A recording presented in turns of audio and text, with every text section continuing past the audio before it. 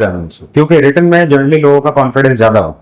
तो मैं जो है एक ऐसे कैंडिडेट के साथ आपकी कुछ इंट्रोडक्शन के साथ मैं बातचीत करूंगा जिसमें कि आपको कुछ जानने को मिले कि हमारी तैयारी में कौन कौन से फॉर्मेट है और हमें किस फॉर्मेट के साथ अपने सक्सेस को अचीव करना चाहिए। ये स्टूडेंट हमारे पास 2008 बैच का है जिसका नाम है राजन कुमार। राजन कुमार टीएस एंट्री के थ्रू गया था। आपको जानकर थोड़ा सा आश्चर्य होगा कि इसमें जब टीएस एंट्री के थ्रू ये स्टूडेंट सेलेक्ट हुआ था तो उस समय टीएस एंट्री का सुपीरियर पोस्ट सिर्फ मेजर था। आप समझ पा रहे हैं, सिर्फ मेजर, यानी कि उनकी एंट्री ही बनी थी नहीं।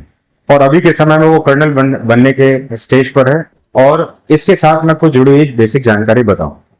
एक सिंपल सा क्वेश्चन आता है कि एसएसबी में कौन सी चीज पे फोकस करना चाहिए और कैसे पास हुआ जाए। ये ऐसा क्वेश्चन है जिसमें कि ज्यादातर स्टूडेंट सर्च करते हैं। सबसे ज्यादा सर्च पार्ट है how to qualify SSB exam. क्या बात सही है? सिंपल सा क्वेश्चन है हाउ टू क्वालिफाई एसएसबी और आपको एक एआई से एक ऐसा आंसर मिलता है इसमें, work on your leadership trade. और कहा जाता है कि आप अपने लीडरशिप स्किल्स पर काम करिए। अब हमें समझ में नहीं आता है लीडरशिप कौन सी समस्या है, लीडरशिप होता क्या है इसमें। अच्छा एक काम करते हैं, लीडरशिप अगर बात करें तो फौज में भी तो ऑफिसर्स लीडर हैं। अच्छा एक काम करते हैं, कॉर्पोरेट में भी जो भी मैनेजर्स हैं वो भी तो लीडर है कि नहीं? इसमें जाहिर सी बात है कॉर्पोरेट में भी है। और लीडर करके तो पॉलिटिक्स में तो लीडर भरे पड़े।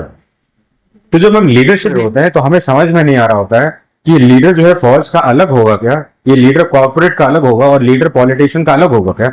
ये क्वेश्चन हमें बड़ा कंफ्यूज करता है। आपको करता है कभी?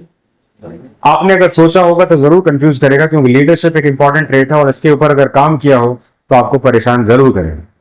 तो इसके सॉल्यूशन में मैं आपको कुछ आंसर्स देना चाहूंगा जो कि मैंने अपने लिए तैयार किया। लीडरशिप ट्रेड जो होता है वो एक्चुअली में सभी के पास होता है, लेकिन लीडरशिप ट्रेड की अकाउंटेबिलिटी जिसमें हाईएस्ट होगी वो मिलिट्री ऑफिसर होगा और इसके रेंज में जितना कम होगा वो अलग अलग रेंज बदल जाएगा। हाउ कुड यू से दिस? आप कैसे बोल सकते हैं कि अकाउंटेबिलिटी कम होगी? थोड़ा सा ध्यान दीजिएगा।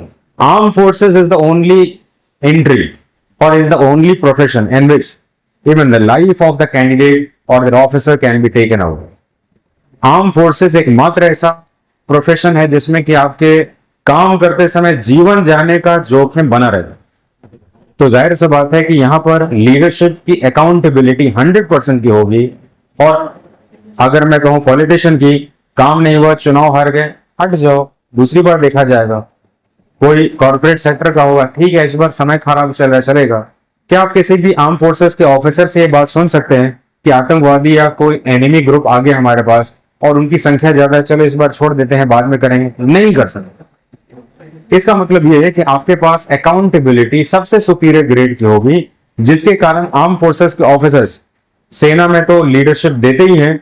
अगर कहीं बाढ़ आ जाए तब आर्मी चाहिए, कहीं रेस्क्यू कराना है तब आर्मी चाहिए, और कभी कुछ ऐसा हो गया तो हमें मिलिट्री ही चाहिए, हमारे पास दूसरे लीडर्स नहीं चाहिए। क्यों भाई? क्योंकि इनकी अकाउंटेबिलिटी इक्वल टू लाइफ के साथ।